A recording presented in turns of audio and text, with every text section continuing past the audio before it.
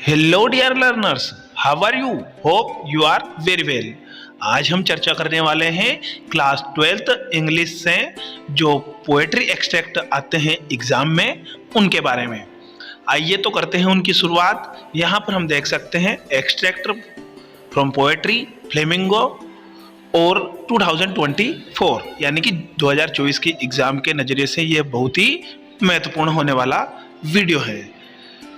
यहाँ पर हम देख सकते हैं इसमें हम किस प्रकार से एक्सट्रैक्ट का पता लगाएंगे। वैसे तो यहाँ पर माई मदर एट 66 लिखा हुआ है, परंतु फिर भी हम कुछ लाइनों को पढ़ करके हम पता लगा पाएंगे। तो आइए कैसे जानेंगे, आप किस प्रकार से पता लगाएंगे कि driving from my parents home to Cochin last Friday morning I saw my mother beside me. इन लाइनों को पढ़ करके मेरी माँ मेरे एक तरफ मेरी बैठे हुई थी, ये लाइन पढ़ करके हम पता लगा लेंगे कि ये माई मदर एट 66 पोएम्स है, यानी कि फर्स्ट लेसन से ही है, जिसकी पोएट कमला दास है। आइए तो ये 2022 में आया हुआ है, बहुत इंपॉर्टेंट है सभी विद्यार्थियों के नज़रिए से। तो किस प्रकार के क्वेश्चन आ सकते हैं इनमें, इन एक्सट्रैक्ट में? तो which day is describe in the above extract, कौन सा दिन का वर्णन किया गया है या कौन सा दिन बताया गया है? तो फ्राइडे, उसके ऊपर राइट का चिन्ह लगाया हुआ है। Who was sitting beside the speaker of the poem? इस कविता को बोलने वाले जो स्पीकर है यानी कि पोएट है, उनके साइड में कौन बैठे हुए हैं? तो उनकी माता जी बैठी हुई हैं। Give the opposite of the word soon. soon का मतलब होता है जल्दी, इसका अपोजिट हो जाएगा लेट। अगर सेकंड की बात करते तो I looked again at her, मैंने दोबारा उनकी तरफ देखा। When pale as a late winter's moon and felt that old familiar ache my childhood fear. ये लाइनें पढ़ करके हमें पता लग जाता है कि जब मैंने उनकी तरफ दोबारा से देखा या डबल देखा तो उनका जो चेहरा था वो लेट विंटर्स मून की तरह लग रहा था और वो बहुत बुजुर्ग नजर आ रही थी। फेमिलियर एज, पारिवारिक दर्द, पीड़ा महसूस होने लगी कवियत्री को, जो उनके बचपने का डर था, सभी को होता है। यहाँ पर अगर हम क्वेश्चन की बात करते हैं तो how did the mother's face look, कैसा नजर आ रहा था उनकी माँ का चेहरा उन्हें? तो as late winter's moon. Second वाला है व्हाट डिड द पोएट से इन द एंड, अंत में वो क्या कहती हैं? तो शी सेड, वहाँ कहती हैं, कमला दास कहती है सी यू सून, मैं तुमसे दोबारा मिलूंगी या दोबारा तुम्हें देखूंगी। What is the meaning of the pale her, pale का अर्थ क्या हो जाएगा? पेल का मतलब फीका होता है, परंतु इसमें बताया गया है टायर्ड, यानी कि थका हुआ। बुजुर्ग का चेहरा हमेशा ही हमें थका हुआ या कलरलेस भी नजर आता है वैसे तो, परंतु इसमें टायर्ड राइट आंसर रहेगा। आगे देखते हैं, यहाँ पर पोएम जो सेकंड है हमारी कीपिंग क्वाइट, पेब्लो नेरुडा की जो पोएम है उनकी पोएम से क्वेश्चन आंसर बनेंगे, ऑब्जेक्टिव टाइप क्वेश्चन आंसर बनेंगे, जिसमें now we will count to 12 and we will keep to, keeping quiet poem है ये, and we will all keep still. अब हम 12 तक गिन करके चुप हो जाएंगे। अब मैं 12 तक गिनूंगा और हम सभी चुप हो जाएंगे। ऐसी कविता है कीपिंग क्वाइट, शांत रहना सिखाती है। तो the name of the poet of this poem, इस कविता का पोएट का नाम बताइए। तो उसमें आ जाएगा पेब्लो नेरुडा।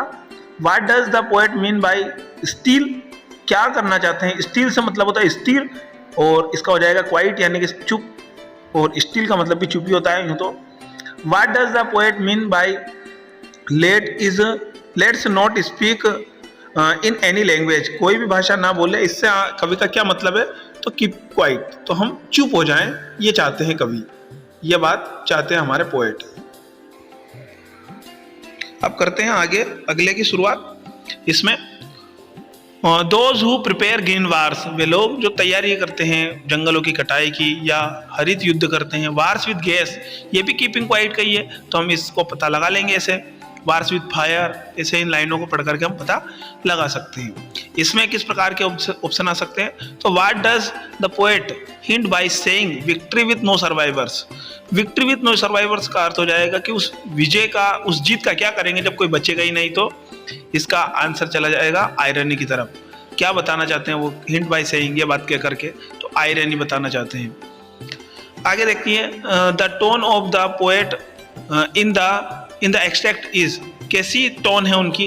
तो सार्केस्टिक टोन है उनकी, वो बताना चाहते हैं फनीली नहीं है, ना ही कुछ और है, प्लेजिंग भी नहीं है, तो वो है सार्केस्टिक, ये वाली टोन है उनकी।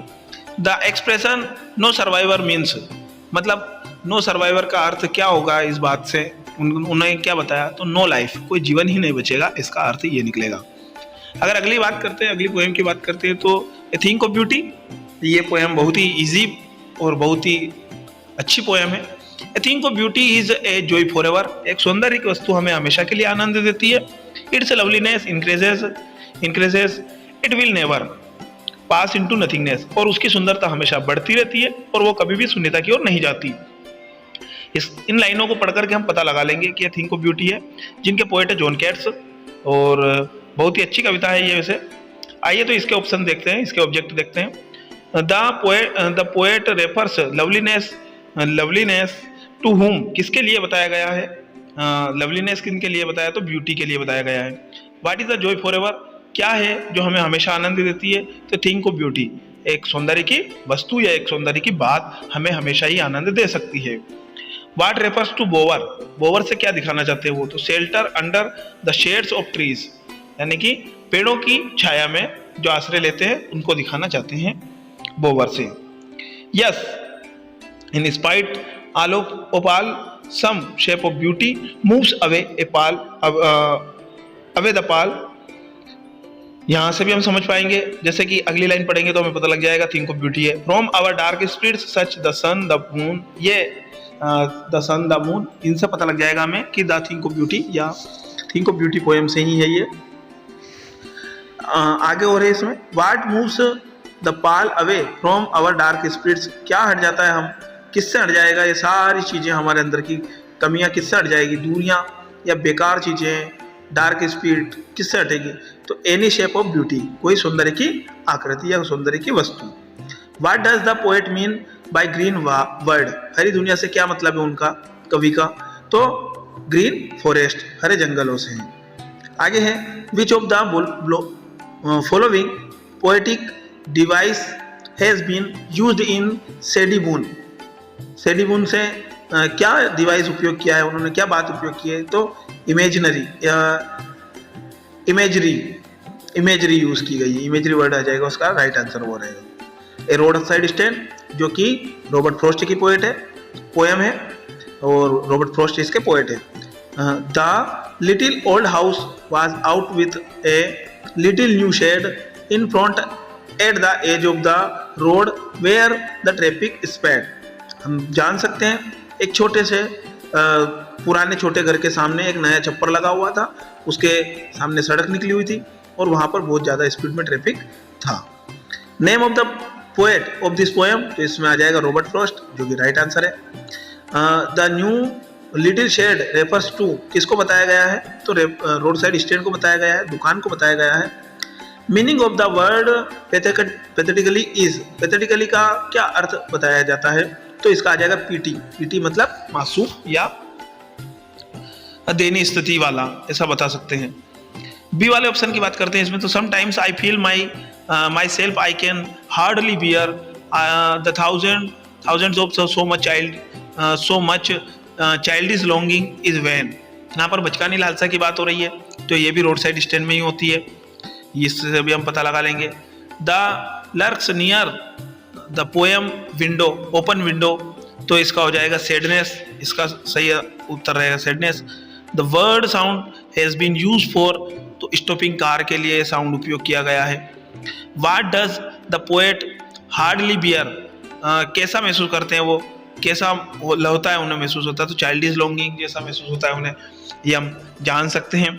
अगली पोएम की बात करें, aunt Jennifer's tiger, aunt Jennifer's tiger, यहाँ तो हमें लेसन का नाम ही स्पष्ट पता लग जाता है इस पहली लाइन को पढ़ने पर ही। फ्रेंड्स अक्रॉस ए स्क्रीन, इससे पता लग जाएगा। एड्रिन रिच इनकी पोएट है, हमें पता लग जाएगा इससे। The name of the poem, तो यहाँ पर आंट जेनिफर्स टाइगर लिखा हुआ है और इसमें ऑप्शन है सी वाला, वो लगा देंगे। ब्राइट तोपच डेनिजेंस रेफर्स टू, कौन है ब्राइट तोपच डेनिजेंस का निवासी, तो टाइगर्स की बात हो रही थी इस पोएम में, तो उस पर चिन्ह लगा लेंगे। The word they refers to, the word they refers to, किन के बारे में है ये, किन को बताया जा रहा है, तो टाइगर्स को बताया जा रहा है, इस प्रकार से आंसर लगा लेंगे। When aunt is dead her terrified, अब आंट इज डेड तो आंट जेनिफर का टाइगर है, उससे हम समझ पाएंगे उस पोएम को। The name of the poet of this poem, तो एड्रिन रिच इसकी पोएट है। The word terrified refers to, किसको बताना चाहते हैं वो टेरिफाइड शब्द से, किसको बताना चाहते हैं, तो हैंड्स को बताना चाहते हैं, वो कपकपा रहे थे हैंड्स, वो बताए जा रहे बताना चाहते थे। The rhyme scheme of this extract is, rhyme scheme पूछी गई है, ए बी बी इसकी राइम स्कीम है, हम पढ़ करके पता लगा सकते हैं राइम स्कीम का भी।